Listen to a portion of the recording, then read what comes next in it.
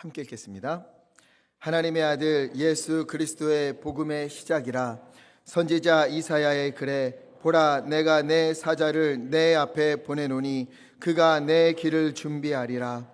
광야에 외치는 자의 소리가 있어 이르되 너희는 주의 길을 준비하라. 그의 오실 길을 곧게 하라. 기록된 것과 같이 세례 요한이 광야에 이르러 죄 사함을 받게 하는 회개의 세례를 전파하니 온 유대 지방과 예루살렘 사람이 다 나아가 자기 죄를 제복하고 요단강에서 그에게 세례를 받더라. 아멘.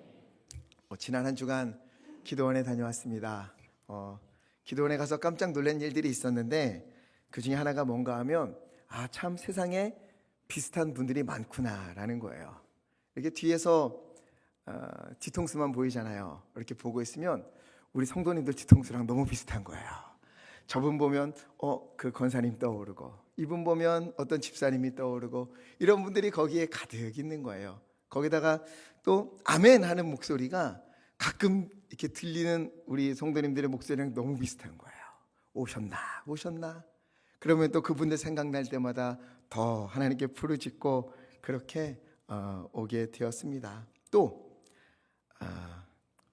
기도원에서 또 하나 느낀 게 있는데 뭐냐면 참 기도하는 분들이 많구나라는 거예요.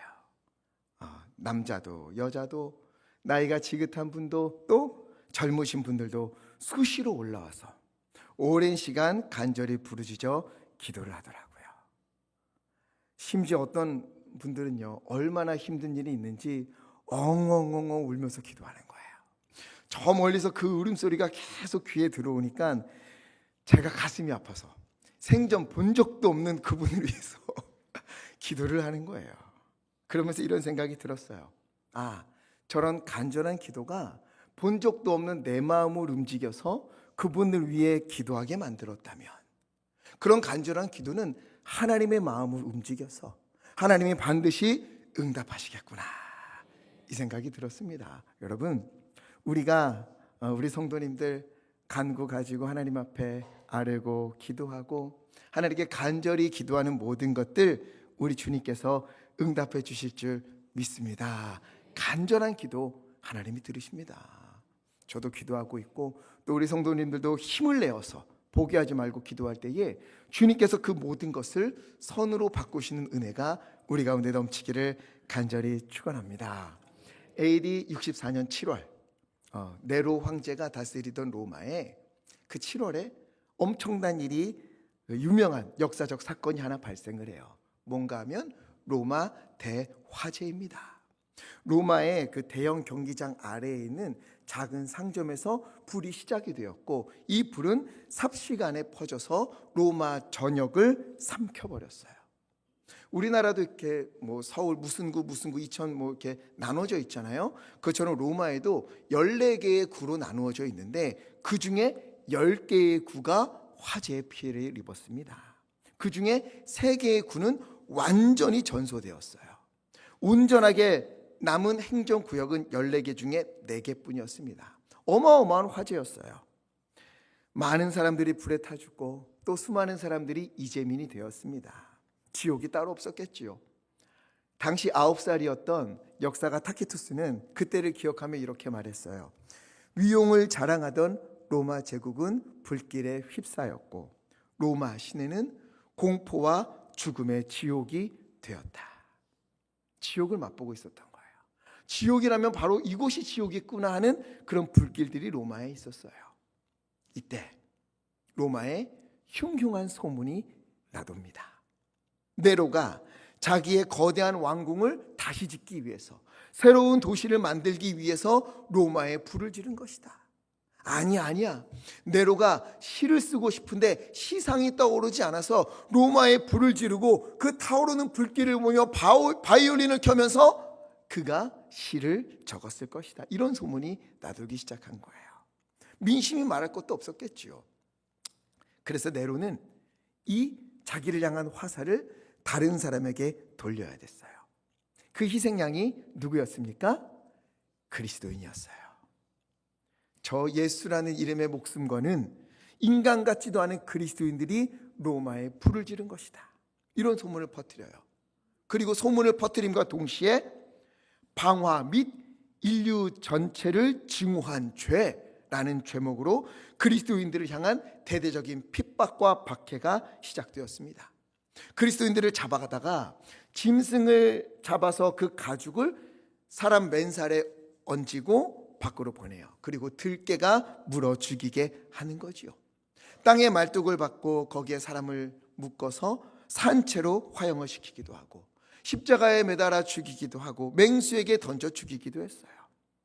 그러면서 화재를 저질렀던 저 잔인 무도한 저 악한 그리스도인들이 처형당하는 것을 보라, 그러면서 시리에 빠진 로마 사람들을 위로하고자 했던 겁니다.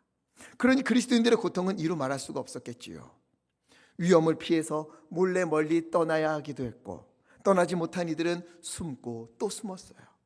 그러다 잡히면 여지없이 잔인한 방법으로 목숨을 잃었습니다.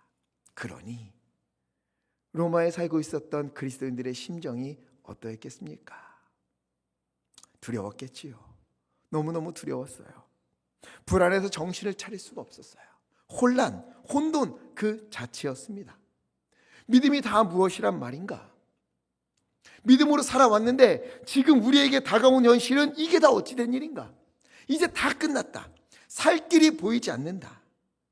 이렇게 흔들리고 두려워하고 위축되어 있던 그리스도인들을 위해서 기록된 성경이 바로 오늘 읽은 마가복음입니다. 마가복음을 읽을 때는 이런 상황을 염두에 두고 읽어야 돼요. 그런 이들에게, 그렇게 힘들어하고 아파하고 두려워하고 무너진 그리스도인들에게 오늘 마가복음이 가장 먼저 어떤 말씀을 선포하고 있습니까? 우리 1절 말씀 함께 읽겠습니다. 시작. 하나님의 아들 아멘. 하나님의 아들 예수 그리스도의 복음의 시작이라. 이걸 외치는 거예요. 그런데 이 구절을 원어 성경으로 보면 어떤 단어로 시작하는가, 이게 중요해요. 어떤 단어로 시작하는가 하면 아르케라고 합니다. 한번 해볼까요? 아르케. 아유, 좋습니다. 이 아르케라는 말은 시작, 처음, 태초 이런 뜻을 가지고 있어요. 자, 처음, 시작, 태초. 이거를 들으니까 어떤 성경 구절이 떠오르지요? 맞아요. 창세기 1장 1절. 창세기 1장 1절이 어떻게 시작하는가 하면 태초에 하나님이 천지를 창조하시니라. 히브리어로는 베레시트, 태초에. 이게 바로 시작, 처음, 태초. 이 아르케와 같은 단어, 동일한 말입니다. 이처럼 창세기 1장 1절과 마가복음 1장 1절이 동일한 단어로 시작을 하는 거예요. 마가는 이처럼 창세기 1장을 떠오르게 하는 그 단어를 가장 먼저 사용하여서 이 말씀을 시작하고 있습니다. 왜? 당신들을 향한 하나님의 천지창조, 그와 같은 어마어마한 일이 지금 시작되고 있다. 이것을 로마에 있는 그리스도인들에게 알려주고 싶었던 거예요. 무슨 말인가 하면 하나님이 천지를 창조하실 때 그때 상황이 어떠했을까요? 하나님이 천지를 창조하실 때 세상이 아름답고 행복이 가득했을까요? 아니요. 창세기 1장 2절, 땅이 혼돈하고 흑암이 깊음 위에 있었다. 하나님이 창조하시고 온 땅에 하나님의 은혜를 선포하시는 그때 세상은요, 혼란과 혼돈과 공허와 어둠으로 가득했었다라는 거예요. 그러한 가운데에 바로 그때 하나님이 원하시는 때에 베레시트, 아르케 시작하셨다는 겁니다.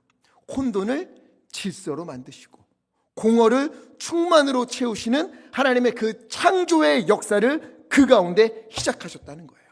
그리고 이 말씀을 마가복음에서도 동일하게 선포하고 있는 겁니다. 지금 로마에 있는 그리스도인들은요, 화재를 일으킨 범인이다 누명을 썼어요. 잡혀가요.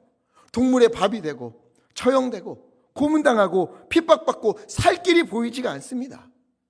혼란과 혼돈 가운데 있었던 거예요. 바로 지금 이들이 창세기 1장 2절 말씀처럼 혼란과 혼돈과 공으로 인해서 모든 것이 무너진 상태였던 거예요.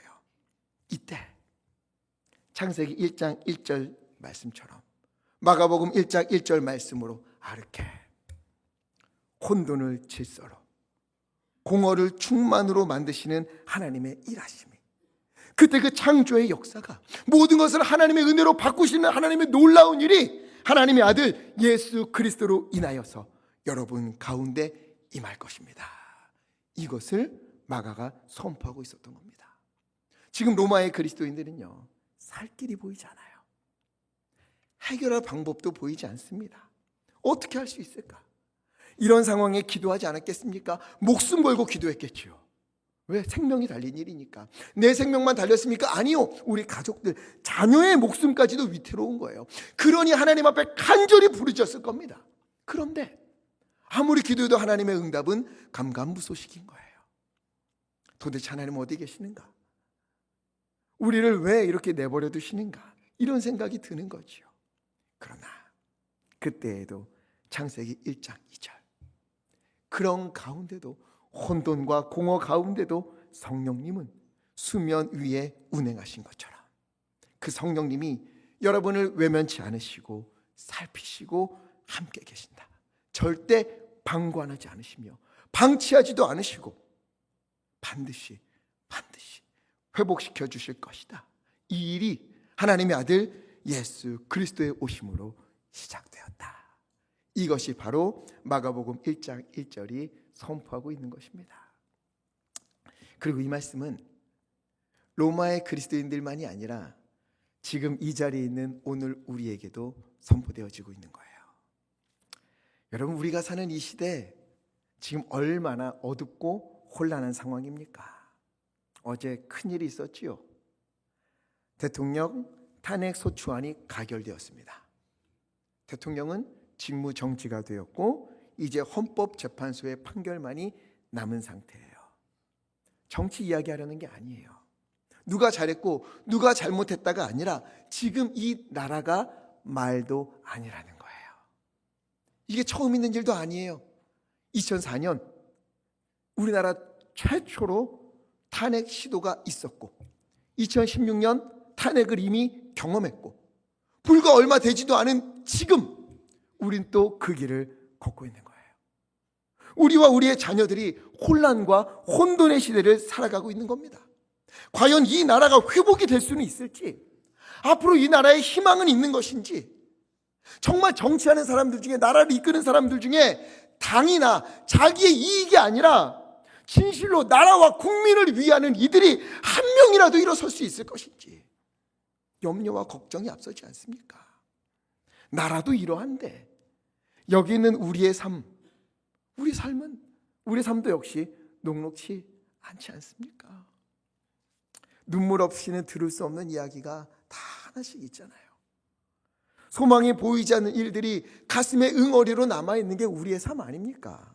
가정의 문제, 건강의 문제, 자녀의 문제, 진학 문제, 취업 문제, 관계의 문제, 문제 없는 사람이 아무도 없어요. 때로는 예배하고 기도하면서 하나님이 하실 거야 믿음으로 희망으로 일어서지만 그의 문을 나서서 자기의 삶의 자리로 다시 돌아가면 여전히 내 앞에 놓여진 현실 때문에 불안하고 두렵고 무기력해지고 무너지는 것이 우리의 현실이지 않습니까? 그런 우리를 향해 마치 로마의 그리스도인들이 누명을 쓰고 핍박을 당하면서 환난과 두려움과 밀려오는 공허함 가운데 있을 때에 마가복음 1장 1절의 말씀이 들려진 것처럼 오늘 우리에게도 이 말씀이 선포되고 있는 거예요. 지금도 이 혼란한 시대 가운데도, 너무 힘들고 아픈 우리의 삶 가운데도, 복잡하고 공허하고 무기력하고 어찌할지 모르는 이 심령 가운데도 우리 성령님은 운행하고 계시며 외면치 않으시고 또한 혼돈과 공허를 질서와 충만으로 만드시는, 바꾸시는, 회복하시는 놀라운 역사가 누구 안에서? 하나님의 아들 예수 그리스도 안에서 반드시 이루어질 것입니다. 창세기 1장에서 하나님이 시작하신 그 일, 그 창조의 일이 무에서 유를 만드시고 그 모든 것이 하나님 보시기에 좋은 대로 이루어진 것처럼 우리에게도 우리 앞에 놓여진 그 모든 환난, 혼돈, 공허, 그 아픈 모든 일들은 하나님의 때에 반드시 하나님 보시기에 가장 좋은 일들로, 하나님 은혜 가득한 일들로 바꾸어질 것임을 믿으시기를 간절히 부탁을 드립니다. 때로는요, 이 예배당에 이처럼 많은 분들이 있어도 가끔 그럴 때 있지 않습니까? 왠지 혼자인 것처럼 외로움이 몰려올 때가 있잖아요. 같이 찬양하고 같이 말씀 듣고 같이 기도하는데 혼자 있는 것 같은 거죠. 너무 외롭고 아무도 나를 몰라주는 것 같고, 나를 위해 기도해 준다고 하지만 위로가 되기는커녕 괜히 거부감만 들고, 이런 때가 한두 번씩은 찾아오잖아요. 또 그래서 하나님께 기도하는데 아무리 기도해도 하나님은 들으지 않으시는 것 같고, 부르짖어도 하나님이 하실 것이다 하는 믿음보다는 이거 내가 미련 때문에 붙들고 있는 거 아닌가, 포기해야 되는 거 아닌가, 이런 마음, 그런 것 때문에 무너질 때가 있지요. 여러분, 그때에도, 바로 그러한 때에도 성령님은 우리의 삶 가운데, 우리의 한숨 가운데, 우리의 무너진 마음 가운데에, 혼란한 우리의 그러한 삶 가운데에 여전히 운행하시고 우리와 동행하시는 줄 믿습니다. 그리고 하나님의 때에 무에서 유를 창조하신 그 창조주 하나님의 손길이 그곳에 임하셔서 회복하시는 은혜로 가득해지고, 죽었던 모든 것은 살아나고 무너진 모든 것은 세워지는 은혜가 우리 가운데 가득하기를, 이러한 아르케, 하나님이 하나님의 일을 시작하시는 때가 우리에게 속히 임하기를 주님의 이름으로 간절히 축원합니다. 그렇다면 이것을 믿는 그리스도인, 그래, 하나님이 하실 거야, 이 모든 것 바꾸실 거야, 내 눈에 보이지 않아도 무에서 유를 만드신 창조주의 하나님이 여전히 나와 함께 하시고 주님의 일을 이루실 거야, 이것을 믿는 그리스도인은, 그렇다면 오늘 어떻게 해야 되는가? 이게 3절에 나와요. 3절에 보니까 뭘 하라고 합니까? 준비하라는 거예요. 무엇을 준비하라? 주의 길을 준비하라. 주님의 오실 길을 곧게 하라. 어떻게? 4절 말씀 함께 읽겠습니다. 시작. 세례 요한이 광야에 이르러 전파하니. 아멘. 세례 요한이 뭘 전파했다고요? 죄 사함을 받게 하는 회개의 세례. 마태복음 3장 2절은 이렇게 이야기하죠. 회개하라, 천국이 가까이 왔느니라. 회개하라, 세례 요한이 선포했다는 거예요. 그렇다면 여러분, 회개가 뭘까요? 한 번은 저희 집에 그 학습지 선생님이 오셔서 첫째 아이를 가르쳐주고 있었어요. 그때 저희 아내가 집에 있는 차를 한 잔을 끓여서 이렇게 대접을 하고 문을 닫고 나오는데, 문을 닫고 나올 때 안에서 말하는 소리가 들리잖아요. 그때 이렇게 선생님이 이야기하더래요. 시온아, 차가 너무 맛있다. 이따 엄마한테 이거 어떻게 끓였는지 물어봐야겠다. 이렇게 말씀하셨대요. 그래서 이걸 제 아내가 듣고 둘째에게 이야기했습니다. 세아야, 어떻게 하지? 이거 엄마가 만든 거 아닌데 어떻게 했냐고 엄마한테 물어본다는데 이거 어떻게 말하지? 그들의 둘째 녀석이 그냥 엄마가 했다고 해. 그 거짓말이잖아. 그랬더니 괜찮아, 거짓말하고 회개기도 하면 돼. 그러면 용서해 주셔. 이랬다는 거예요. 여러분, 혹시나 회개에 대해서 이런 마음 가진 분들이 있는 건 아닙니까? 때때로 보면은요, 회개하면 용서해 주신다, 이 믿음으로 담대하고 용감하게 죄를 짓는 분들이 있어요. 에이, 먹고 회개하지 뭐. 에이, 그래, 이거 하고 회개하지 뭐. 그럼 용서해 주시잖아. 그래, 에이, 하자. 이런 분들이 있어요. 그런데 회개할 생각을 가지고, 회개하면 용서해 준다는 마음을 가지고, 그걸 가지고 죄를 짓는다면 여러분, 그게 진짜 회개이겠습니까?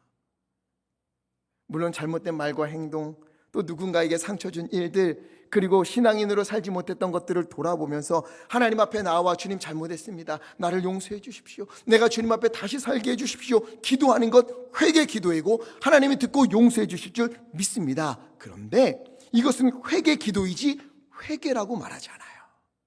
성경은 이것을 회개라고 하지 않습니다. 회개는 무엇이냐? 돌아서는 거예요. 하나님의 말씀에서 떠나 있던 그 자리에서, 그 삶에서 돌아서서 하나님의 말씀으로 그 순종의 길로 돌아오는 것, 이게 회개인 겁니다. 누군가를 미워하고 있을 때 주님 앞에 와서 주님, 이 마음에 사랑이 없네요. 내가 또 미워했네요. 주님, 저를 용서해 주소서 울면서 기도하는 것을 넘어서서 예수님의 말씀을 따라서 이제는 사랑하는 자리로, 힘들어도 원수까지도 사랑하는 자리로 가는 것, 이게 바로 회개예요. 예배를 지키지 못해서 죄송합니다. 회개 기도하는 게 회개가 아니라 다시 예배함을 생명처럼 여기며 예배 자리로 가는 것, 거기서 마음을 다해 주님께 찬송하고 기도하고 부르짖는 것, 거기까지 가야 이게 회개인 겁니다. 예배가 끝나고 집에 얼른 가고 싶은데 이거 차가 가로막고 있네? 전화를 해도 받지를 않아요? 어떡하지? 추운데 밖에서 계속 전화하고 방송했는데도 안 나오고 화가 나겠지요. 성질도 나겠지요. 그러면 이전에는 화를 내고 성을 낸 것을 주여 잘못했습니다, 용서를 구하는 것을 넘어서서 어디까지 가야 돼요? 다음에 같은 일이 있을 때에 뭔가 일이 있으신가 보지, 기다려주고 오래 참으며 기다려주고, 또 차를 빼러 나올 때에 뭐하다 인제 왔어요, 왜 전화를 안 받아요, 이러는 게 아니라 제가 좀 일이 있어서 이렇게 전화를 하게 돼서 미안해요, 감사합니다, 이렇게 말하는 것, 하나님 안에서 달라지는 게 회개인 거예요. 가정에서도 교회에서도 일터에서도 어디에 있든지 하나님으로 인하여서, 예수님으로 인하여서 성품이 변하고 말이 변하고 행동이 변하는 것, 이게 회개인 겁니다. 쉽지 않아요. 우리 이것도 들었지만 그런 일 없겠지만 오늘 또 차 빼다 다툼이 있을지도 모르겠어요. 쉽지 않아요. 알지만 하루아침에 변하지가 않습니다. 늘상 짓던 죄를 어떻게 순식간에 고칠 수 있겠습니까? 나는 못하니까 그래서 어떻게 해요? 성령님께 의지하는 거죠. 주여, 연약한 나를 불쌍히 여겨주시고 제발 나를 변화시켜 주옵소서. 오늘 내가 참게 하소서, 말을 조심하게 하소서, 사랑하게 하소서. 여기까지 가야 하는 겁니다. 말씀에 자꾸 나를 맞춰 가야 되는 거예요. 그래서 이사야 40장 4절 말씀 함께 읽겠습니다. 시작. 골짜기마다 도두어지며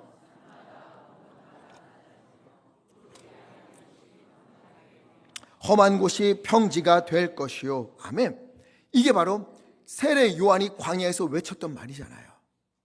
하나님 보시기에 내 인생에, 내 모습에, 내 말에, 내 행실에 대로가 아니라 언덕처럼 솟아난 부분이 있다면, 여기 걸림돌처럼 올라온 것이 있다면 그것을 어떻게 하라고요? 말씀으로 다지는 거죠.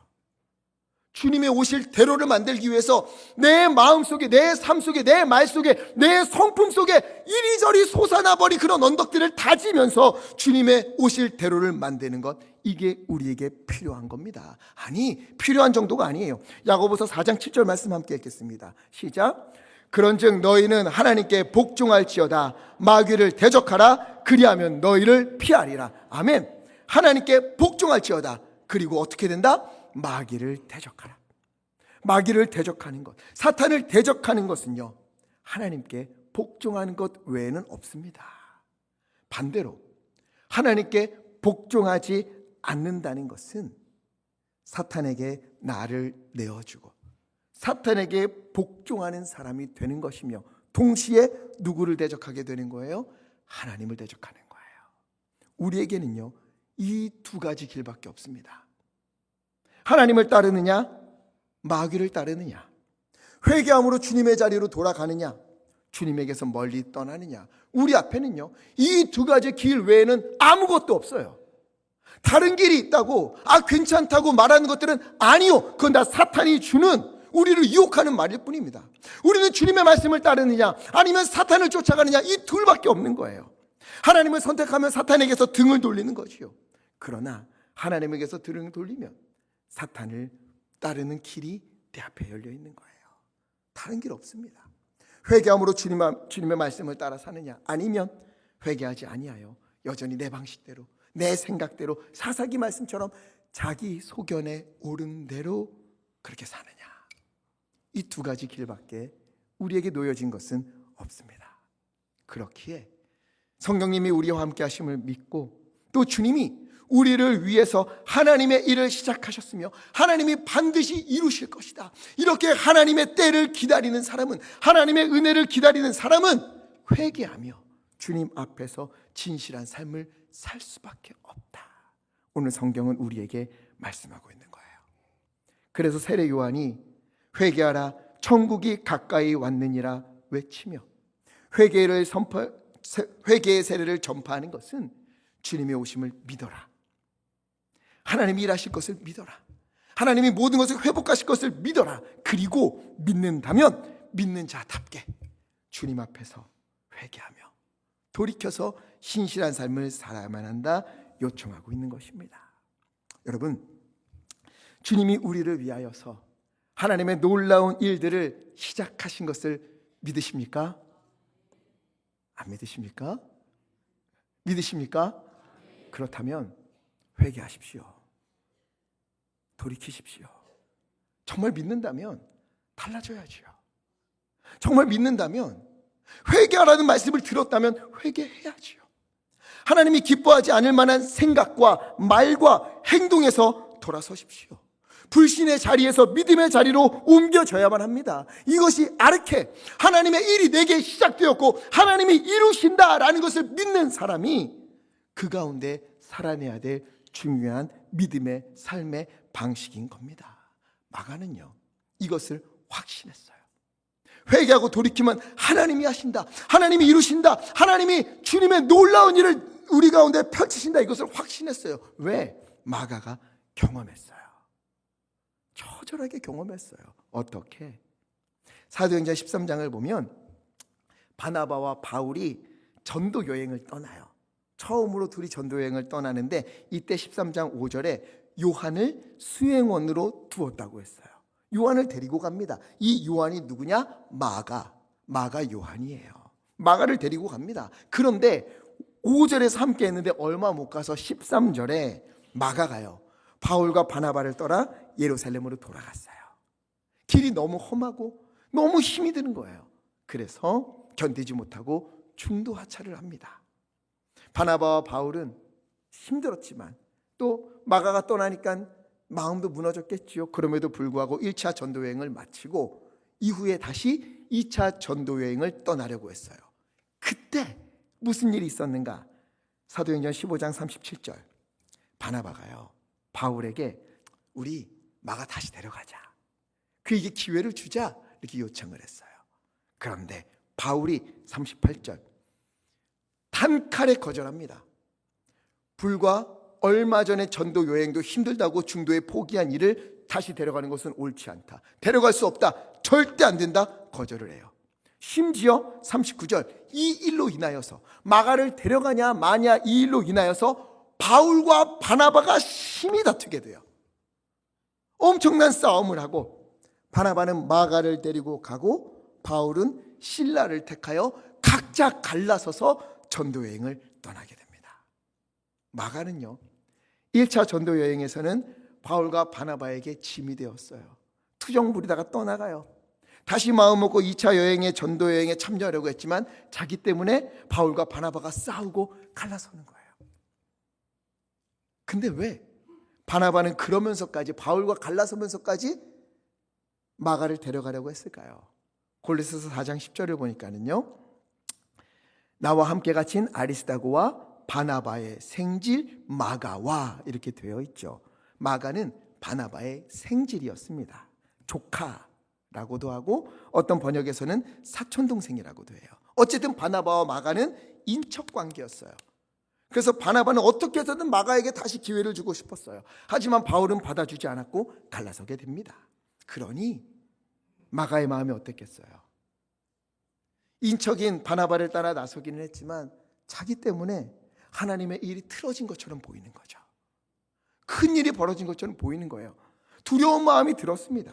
게다가 바울에게 완전히 버림받았잖아요. 첫 시작부터 실패한 겁니다. 야, 이런 내가 무엇 할 수 있을까? 짐이나 되지 않으면, 하나님의 일을 막지만 않으면 그러면 감사하겠구나. 무너진 마음으로, 실패한 마음으로, 절망적인 마음으로 바나바와 동행을 하는 겁니다. 그런데 이 마가가 나중에 어떤 인물이 되는가? 디모데후서 4장 11절 말씀 함께 읽겠습니다. 시작. 누가만 나와 함께 있느니라. 그가 나의 일에 유익하니라. 아멘. 자, 이때는 디모데 후서잖아요. 이때는 바울과 바나바가 갈라선 지 한참 시간이 흘렀어요. 바울이 나이가 좀 들고 건강도 좋지 않습니다. 심지어 감옥에 갇히게 되었어요. 이제는 자신의 마지막이 가까이 온 것을 알고 마지막으로 힘을 내어 쓴 편지가 디모데 후서예요. 바울의 마지막 편지. 그때 이 편지글 중에 뭐라고 씁니까? 이제 누구만 나와 함께 있다? 누가복음과 사도행전을 기록한 누가, 이 의사 누가만 바울 옆에서 그를 돌봐주고 있었어요. 그런데 디모데에게 편지를 보내면서 로마의 감옥에 있는 나에게 올 때에 누구를 데리고 오라? 마가를 데리고 오라. 왜? 마가가 어떤 인물이 되었다고요? 그가 나의 일에 유익하니라. 마가가 나의 일에 유익하다. 복음을 전하는 일에 유익한 사람이다. 그러니 꼭 내게 데려오라 디모데에게 부탁을 하고 있습니다. 이건요, 지금 바울이 나이가 들면서 마음이 약해져서 그때 내가 마가에게 너무 좀 모질게 굴었네, 심했네, 다시 생각해보니까 마가도 괜찮은 사람이었어, 그러니 데려오라, 이런 게 아니에요. 바울의 생각이 변한 게 아니라 누가 변했어요? 마가가 변했다는 거예요. 마가가 달라졌다는 겁니다. 어떻게? 그 이유를 알 수 있겠느냐마는 마가가 어떻게 변했을까? 왜 변했을까? 이 중요한 힌트를 얻을 수 있습니다. 마가가 누구를 만났어요? 누구를 만났을까? 베드로후서 5장 13절 말씀 함께 읽겠습니다. 시작. 택하심을 함께 받은 바벨론에 있는 교회가 너희에게 문안하고 내 아들 마가도 그리하느니라. 아멘. 여기 보면 바벨론이 나와요. 근데 바벨론은 구약시대지요, 신약은 아니에요. 근데 여기서 바벨론이라고 쓴 것은 로마를 그렇게 불렀어요. 그래서 지금 베드로가 로마에 있는 교회가 너희에게 문안하고 또 누가? 내 아들 마가도 그러하느니라. 마가를 뭐라고 불렀어요? 내 아들이다 불렀어요. 복잡하지요? 잘 따라오고 계십니까? 어쨌든 베드로가 마가를 내 아들이라 부른 거예요. 바나바와 전도 여행을 떠났던 마가가 어느 날부터인가 베드로와 함께하게 되었고, 이때부터 마가가 베드로와 함께 다니며 그의 설교를 헬라어와 라틴어로 통역을 했습니다. 어쨌든 마가는 베드로가 내 아들이라고 부를 만큼 베드로에게 영향을 받게 되었어요. 이게 힌트예요. 보세요. 베드로는 어떤 인물이지요? 마가복음 14장 31절 말씀. 내가 주와 함께 죽을지언정 주를 부인하지 않겠습니다 다짐했던 제자예요. 그런데 그가 예수님을 몇 번이나 부인했어요? 3번을 부인합니다. 힘없는 여종 앞에서 예수를 모른다고 저주하고 부인까지 했던 사람이에요. 그런데 부활하신 예수님을 만나고 성령님의 임재하심으로 다시 회복이 되어서 죽기까지 복음을 전하는 위대한 증인이 되지 않습니까? 이 베드로가 마가의 실패, 마가의 좌절감, 그의 죄책감 모를 리가 없지요. 근데 베드로가 볼 때 마가의 이런 이전의 실수는 아무것도 아닌 거예요. 마가가 얘기했겠지요. 선생님, 저는 전도여행 하다가 포기하고 돌아갔어요. 하나님의 일을 저버렸습니다. 다시 전도여행 가려고 했는데 그게 제 욕심이었는지 이 일로 인하여서 바울과 바나바가 다투고 갈라서기까지 했어요. 저는 죄인입니다. 제가 무슨 쓸모가 있겠습니까? 저는 아무것도 할 수 없습니다. 저는 완전히 실패한 사람입니다. 그때 베드로가 뭐라고 합니까? 마가야, 그거 아니? 나는 예수님을 부인했어. 여종 앞에서 예수 모른다고 저주까지 했던 사람이야. 그런데 그런 나를 부활하신 예수님이 찾아오시고 다시 회복시키시고 하나님께서 주님의 증인으로 삼아주셨다. 울며 회개하고 돌이키자 하나님이 나를 회복시켜 주셨다. 그러니 너도 회개해. 그리고 더 붙잡아. 나를 회복하신 주님께서 너도 반드시 회복시켜 주실 것이다. 이러면서 그를 아들로 삼은 거예요. 아들을 보면 아버지가 보이고 아버지를 보면 아들이 보이잖아요. 이처럼 베드로가 실패한 것처럼 마가도 실패했고, 또 베드로가 예수님을 만나고 회개함으로 다시 주님의 증인이 된 것처럼 마가 역시 회개하여 돌아서서 돌이켜서 주님께로 돌아감으로 베드로처럼 다시 일어서게 된 겁니다. 버림받고 실패한 모습이 아니라, 이전에 그가 아니라 이제는 변하여서 바울에게 유익한 종이다 인정받게 되고 또한 마가복음을 기록하여서 로마의 그리스도인들에게 또 이 시대를 살아가는 우리에게 하나님의 위로와 복음을 전하게 하는 그런 은혜의 자리로 서게 된 거예요. 이런 마가가 로마의 그리스도인들에게 편지를 한 겁니다. 여러분, 나 같은 사람도, 패배하고 버림받았던 나도 회개하고 주님께 돌아가자, 다시 믿음을 붙들자, 하나님의 은혜로 살고자 했을 때 하나님이 받아주시고 회복하시고 은혜로 나를 살리셨습니다. 이처럼 로마에 있는 그리스도인들이요, 지금 환난과 공허와 아픔 얼마나 힘들겠습니까? 그러나 그때 무너지지 마십시오. 포기하지 마십시오. 오히려 그때 더 회개하고 주님을 붙잡으십시오. 하나님이 반드시 여러분을 회복하실 것입니다. 하나님은 그 일을 시작하셨고 그 일을 이루실 것입니다. 나에게 하신 것처럼 여러분에게 하실 것입니다. 이 말을 마가가 전하고 있는 거예요. 그리고 저 역시 이 자리에 있는 여러분에게 이 말씀을 힘입어 선포합니다. 여러분, 우리 어려운 시기 지나고 있지 않습니까? 나라도 혼란스럽고 경제도 많이 무너져 있고, 이거 어떻게 살아야 되나? 자녀들은 내 마음처럼 커주지 않고, 복음을 전하고 싶은데 가족들은 외면하고, 삶에서 마음 뜰 곳이 없을 정도로 지치고 힘든 일들이 있지 않습니까? 이러한 가운데 하나님은요, 마가복음 1장 1절의 말씀을 주시는 거예요. 혼돈과 환난과 혼란과 공허를 질서와 충만으로 하나님의 은혜로 바꾸시는 주님의 일은 이미 시작되었다는 겁니다. 믿으십시오. 여러분을 위한 하나님의 회복, 하나님의 일하심은 이미 시작되었습니다.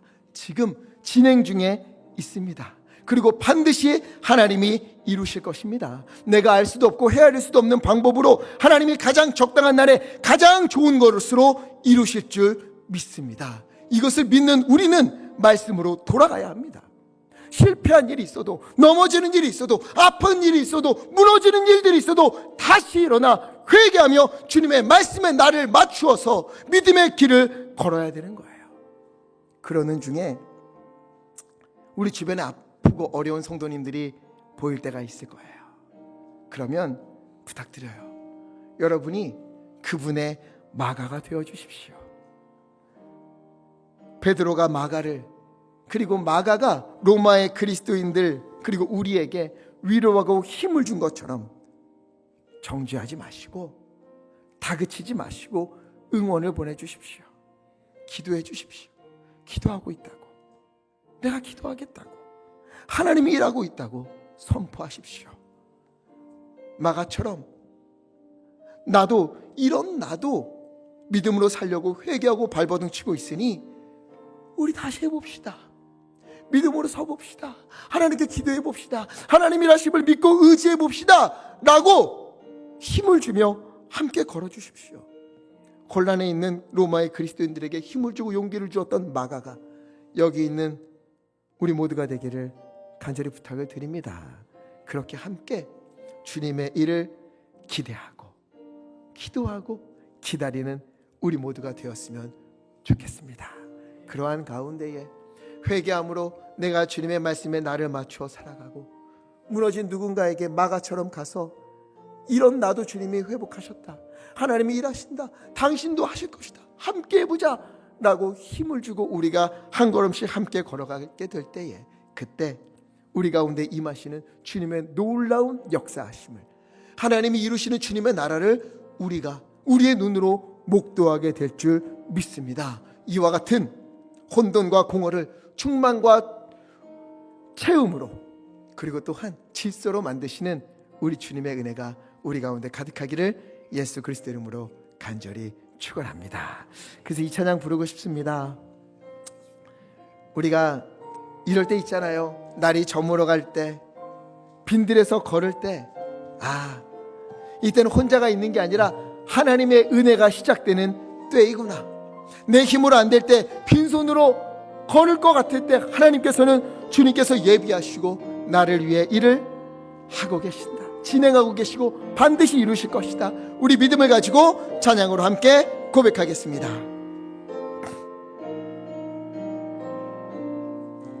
날이 저물어 갈 때 빈들에서 걸을 때 그때가 하나님의 때. 아멘. 내 힘으로 안 될 때 빈손으로 걸을 때 내가 고백해 여호와 이래. 우리 모인 이곳에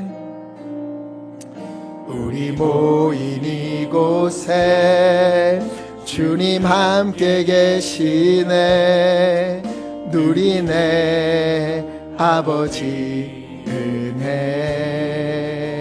아멘. 작은 떡과 물고기 내 모든 걸 드릴 때 모두 고백해 여호와 이래. 주가 일하시네. 주가 일하시네. 주가 일하시네. 주께 아끼지 않는 자에게. 아멘. 주가 일하시네. 주가 일하시네. 아멘. 주가 일하시네. 신뢰하며 걷는 자. 주가 일하시네. 아멘. 주님의 일은 시작되었습니다. 아멘. 주님의 일은 진행되고 있습니다. 아끼지 않는 자에게 주가 일하시네. 주가 일하시네. 신뢰하며 걷는 자에게. 우리 말씀을 기억하며 함께 기도했으면 좋겠습니다. 혹시 우리 가운데에 로마의 그리스도인들처럼 환난과 공허와 혼돈과 무기력함 속에 아파하는 분들이 있습니까? 주여, 오늘 마가복음에서 선포하신 것처럼 오늘 우리를 향한, 나를 향한 하나님의 은혜는 시작된 줄 믿습니다. 진행하고 계시고 주님이 이루실 줄 믿습니다. 이것을 믿는 믿음으로 하나님이여 내 있는 자리에서 회개하여 돌이켜서 하나님 주님께서 기뻐하시는 믿음의 길을 내가 걷겠으니 아버지 다짐이 흔들리지 않도록, 내 믿음이 흔들리지 않도록 나를 붙잡아 주시옵시고 이 충만한 길로, 은혜의 길로 우리를 이끌어가 주시옵소서. 아버지 인도하여 주시옵소서. 주여 힘차게 주시고 하시와 함께 기도하겠습니다. 주여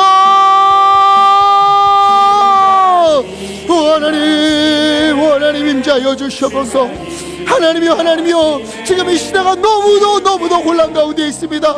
아버지 하나님, 어디에 길이시지 어디에 미셨지 아무것도 모르는 시대 가운데에 아버지 우리의 삶 또한 아버지 너무도 힘들고 버티기 어려울 만한 그런 일들이 우리의 숨통을 조여올 때가 있습니다. 아버지 그럴 때에 아버지 하나님 주님께 소망을 두며 하나님이 이루시는 주님의 놀라운 일이 우리 가운데 시작되었고 진행되고 있고 하나님이 이루실 것을 믿으며 주님 앞에 나아가오가니 하나님 우리 가운데 임재하시고 주님의 일을 이루어 주시옵소서. 아버지 것을 믿는 믿음으로 하나님의 주님 앞에 아버지 회개하며 내가 있는 자리에서 돌이켜서 하나님 앞으로 돌아가오니 믿음 가운데 살겠습니다. 하나님 우리 잡아주시고 주님의 은혜를 채워주시옵소서. 충만케 하여 주시옵소서. 우리 가운데 임재하여 주소서. 아버지 주가 일하시네. 주가 아멘. 주님 일하시는 줄 믿습니다. 아멘. 아버지 주님 이루실 줄 믿습니다. 아끼지 않는 자에게 주가 일하시네. 주가 아멘. 주가 일하시네. 신뢰하며 걷는 자에게. 살아계신 아버지 하나님, 로마에서 환난과 고통 가운데 있던 그리스도인들에게 하나님의 일하심은 이미 시작되었다 선포하신 것처럼 오늘 이곳에 환난과 아픔과 공허와 고통 가운데 있는 우리를 위하여서도 하나님의 놀라운 일은 이미 시작된 줄 믿습니다. 혼돈을 질서로 공허를 충만으로 채우시며 죽은 것과 같은 이들을 생명으로 다시 살려주시는 은혜로 우리 가운데 임재하여 주시옵소서. 무너진 마음을 일으켜 주시옵시고 경제적으로 힘들어서 숨쉬기 힘든 상황도 주님 아시옵나니 주님의 은혜로 채워주시옵시고 건강이 좋지 않아 아픈 몸도 주님 다 헤아리시는 줄 믿사옵나니 여호와라파 주님께서 만지시사 회복하여 주시옵소서. 주여 이루어 주시옵소서. 주님의 일이 우리 가운데 선하게 이루어질 줄 믿습니다. 아버지, 이것을 믿음으로 우리는 각자의 자리에서 회개하며 말씀에 나를 맞추어 하나님이 기뻐하시는 믿음의 길을 걷겠으니 연약한 우리를 붙잡아 주옵시고 혹시나 우리 주변에 어려운 이들, 고난 가운데 있는 이들이 있다면 우리가 마가가 되어서 힘을 주고 세워주고 나 같은 사람도 살리셨는데 하나님이 당신을 살리지 않겠느냐 손잡아주고 기도하며 함께 일어서는 우리 예강교회 되기 원하옵나니 아버지, 우리 가운데 임재하여 주시옵소서. 하나님, 이 시간 주님의 크신 은혜에 감사하여 마음을 모아 예물을 올려드립니다. 11조와 감사헌금 또 여러 제목의 헌금으로 아버지 소원을 담아 주님 앞에 올려드리오니 기뻐 받아 주시옵소서. 쓰여지는 곳에 하나님의 은혜가 넘치게 하시고 드린 손길 하나님의 하늘문을 활짝 여시어 주님의 넘치는 은혜로 복으로 부어 주시옵소서. 강단의 꽃과 주님의 뜻을 따라 성미를 드리옵나니 주님 기뻐 받아 주시옵시고 주님 뜻하시는 곳에 사용하여 주시옵소서. 우리 가운데 이미 일을 시작하시고 이루시고 우리와 함께 하시는 우리 주 예수 그리스도의 이름으로 간절히 기도하옵나이다. 아멘.